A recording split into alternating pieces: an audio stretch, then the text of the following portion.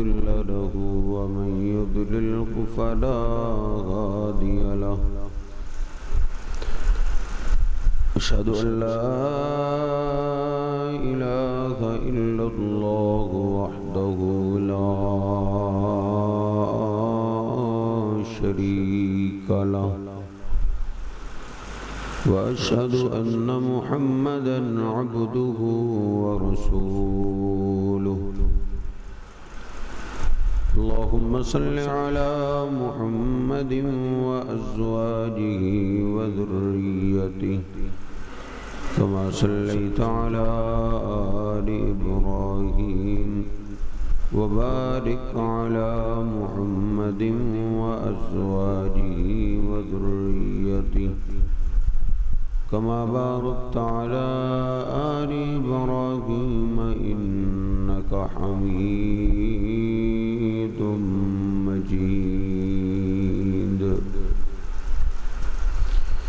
رب اشرح لي صدري ويسر لي أمري واحلل عقدة من لساني يفقهوا قولي أعوذ بالله السميع العليم من الشيطان الرجيم من همزه ونفخه ونفسه بسم الله الرحمن الرحيم ولقد أنزلنا إليك آيات بينات وما يكفر بها إلا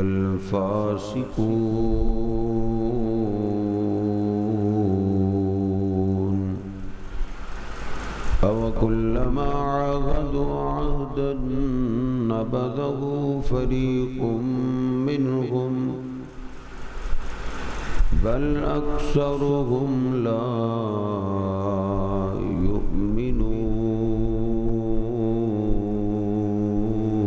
يؤمنون سبحان ربك رب العزة عما يصفون وسلام على المرسلين والحمد لله رب العالمين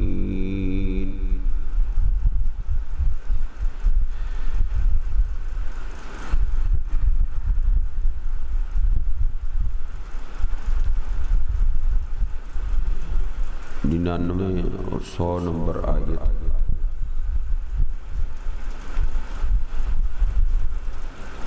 اللہ سبحانہ وتعالی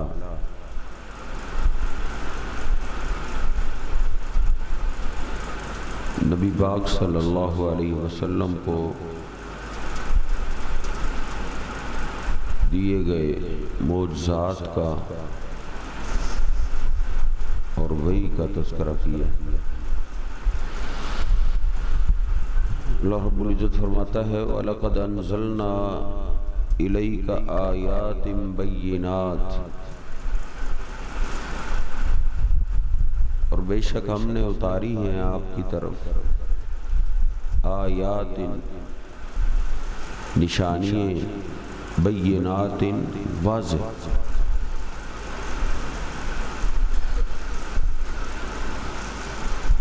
اس سے مراد قرآن پاک بھی ہے جو ایک عظیم معجزہ ہے عظیم کھلی دلیل ہے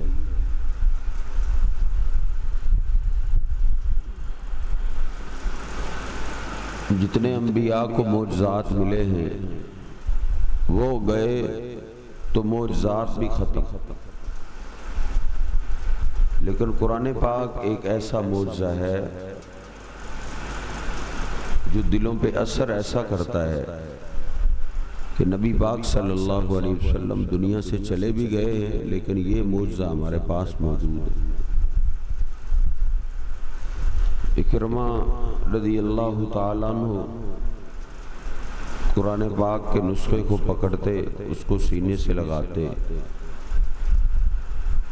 اس کو بوسہ لیتے اور روتے ہوئے کہتے کلام ربی کلام ربی کلام ربی، یہ میرے رب کا کلام۔ تو یہ بھی ایک عظیم معجزہ ہے۔ اللہ سبحانہ و تعالی نے کئی ایک کھلے معجزے اتارے۔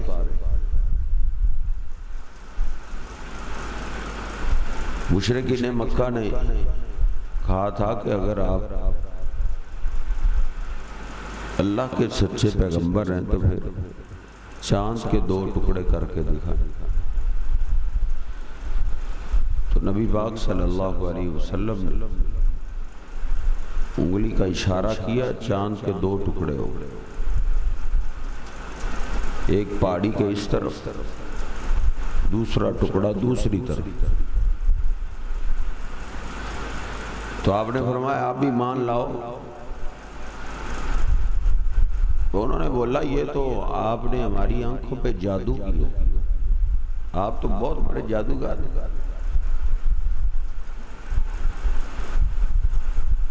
بہرحال جن کے نصیب میں ہدایت نہ ہو، آنکھیں ہی بند ہوں تو سورج کا کیا قصور ہوتا ہے، پھر دن بھی رات ہوتی ہے۔ ضد پہ انسان آ جائے کہ ماننا ہی نہیں تو پھر ہدایت کیسے آتی؟ اللہ سبحانہ و تعالی فرماتا ہے کہ ہم نے آپ کی طرف واضح دلائل اتارے ہیں، واضح۔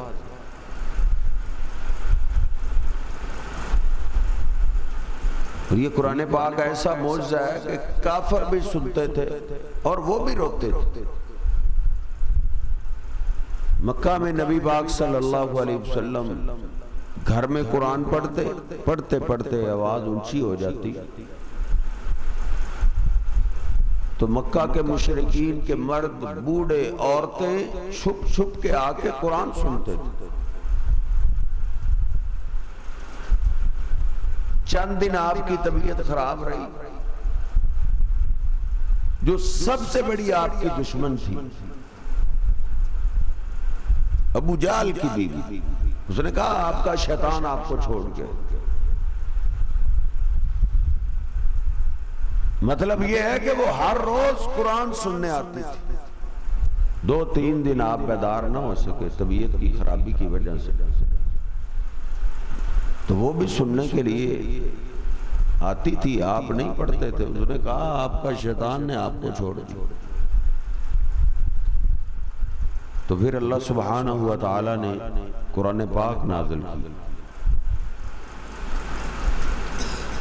وَالضُّحَىٰ وَاللَّيْلِ إِذَا سَجَىٰ مَا وَدَّعَكَ رَبُّكَ وَمَا قَلَىٰ وَلَلْآخِرَةُ خَيْرٌ لَكَ مِنَ الْأُولَىٰ وَلَسَوْفَ يُعْطِيكَ رَبُّكَ فَتَرْضَىٰ أَلَمْ يَجِدْكَ يَتِيمًا فَآوَىٰ۔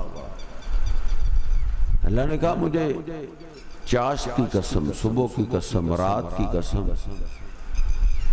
نہ اللہ سبحانہ و تعالی نے آپ کو چھوڑا ہے، نہ ہی وہ ناراض ہوا۔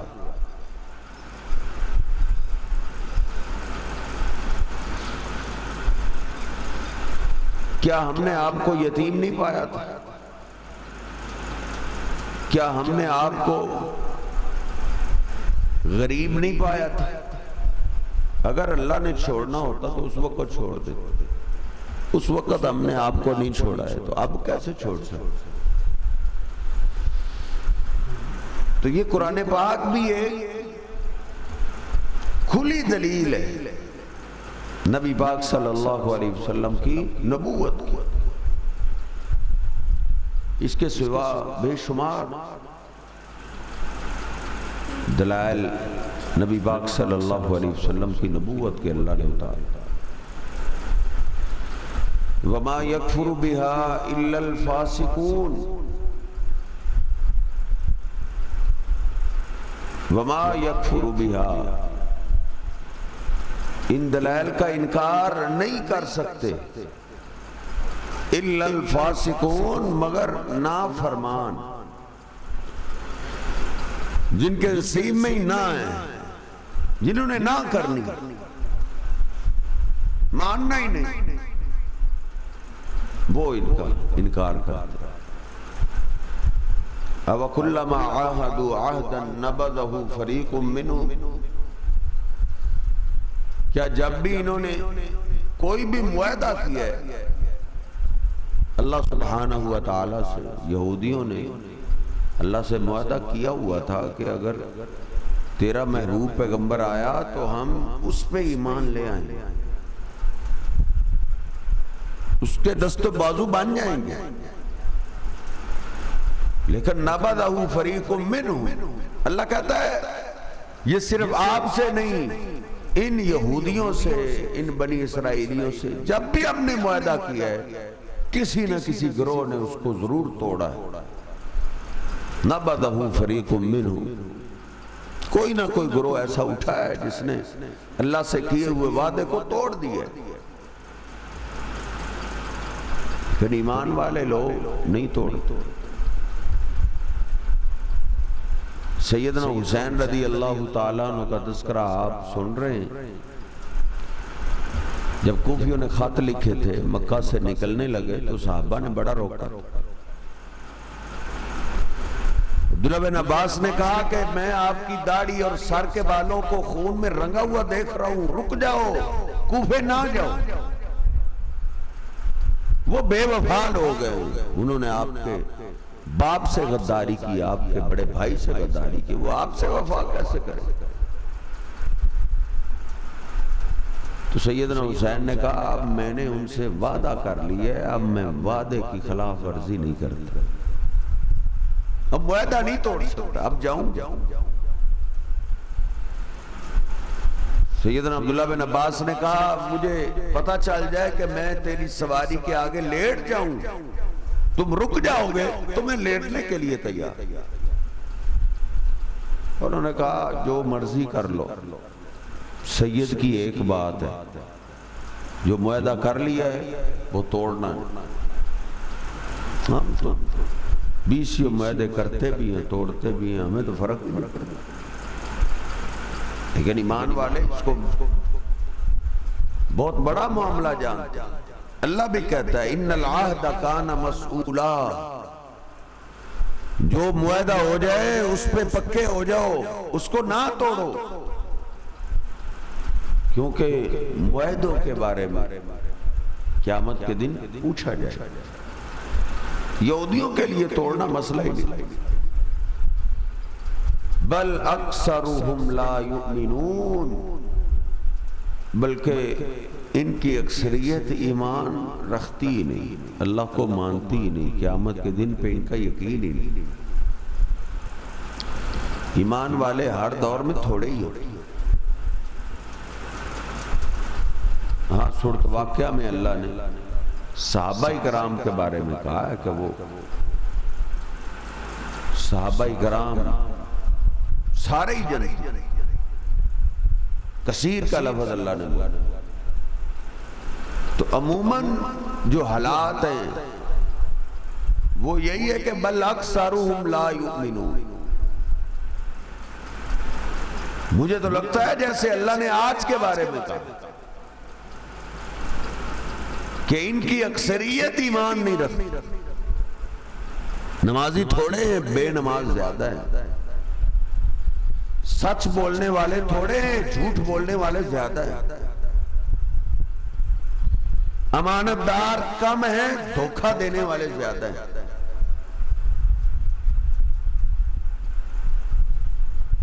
آپ جس مرضی دین کے معاملات کو دیکھو، ماں باپ کی خدمت کرنے والے تھوڑے ہیں، نافرمان زیادہ ہے۔ اب تو بوڑھوں کو جمع کروانے والے جو گھر ہیں، انگریزوں کے سنا کرتے تھے، مسلمانوں میں بھی بن گئے۔ تو یہ ماں باپ کو سب سے بڑی سزا ہوتی ہے کہ ماں باپ اپنی اولاد کا چہرہ بھی نہ دیکھ سکتے۔ بل اکثرهم لا یؤمنون، لوگوں کی اکثریت ایماندار نہیں، کثرت ہی حق کی دلیل نہیں ہوتی۔ کئی کہتے ہیں جی وہ جلوس تھا اتنا لمبا چوڑا. اللہ کہتا ہے اکثریت تو ایماندار ہوتے ہی نہیں، ایماندار تو تھوڑے ہوتے. اس لیے معیار کثرت کا نہیں، معیار قرآن و حدیث کا ہے، نوری علم کا ہے، نبی پاک صلی اللہ علیہ وسلم کی تعلیمات کا ہے، اللہ کی وحی کا ہے. اللہ کی وحی جس کے پاس ہے وہ ایک بھی ہو حق پہ، اور جس کے پاس اللہ کی وحی نہیں وہ لاکھوں بھی ہوں پھر بھی گمراہ ہے. وہ کہتے ہیں جی وہ ہزاروں نے مل کر فقہ بنائی، لاکھ بھی ہوں پھر بھی گمراہی ہے. ہدایت اللہ نے صرف اس نوری علم قرآن و حدیث میں رکھی. تو کثرت حق کی دلیل نہیں ہوتی. بل اکثرهم لا یؤمنون، بلکہ ان یہودیوں کی اکثریت تو ایمان رکھتے ہی نہیں. وَلَقَدْ أَنزَلْنَا إِلَيْكَ آيَاتٍ بَيِّنَاتٍ، اور بے شک ہم نے آپ کی طرف واضح دلائل اتارے، واضح آیات اتاری.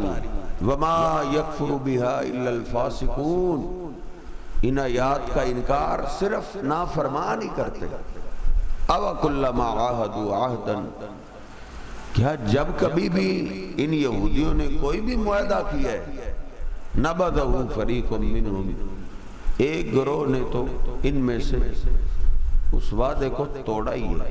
بل اکثرهم لا یؤمنون، بلکہ ان کی اکثریت ہی ایمان نہیں رکھتی. وَلَقَدْ أَنزَلْنَا إِلَيْكَ آيَاتٍ بَيِّنَاتٍ، اور بے شک ہم نے اتارا ہے آپ کی طرف واضح آیات. وَمَا يَكْفُرُ بِهَا إِلَّا الْفَاسِقُونَ، اور ان آیات کا انکار صرف نافرمان کرتے. أَوَكُلَّمَا عَاهَدُوا عَهْدًا، کیا جب کبھی بھی انہوں نے کوئی بھی معاہدہ کیا ہے، نَبَذَهُ فَرِيقٌ مِّنْهُمْ، ان میں سے ایک گروہ نے اس وعدے کو توڑا ہی ہے. بل اکثرهم لا یؤمنون، بلکہ ان کی اکثریت وہ ایمان نہیں رکھتی. اللہ سبحانہ وتعالی ہمیں ایمان والے لوگوں میں شامل فرمائے. وَقُولُوا قَوْلِي هَٰذَا أَسْتَغْفِرُ اللَّهَ لِي وَلَكُمْ.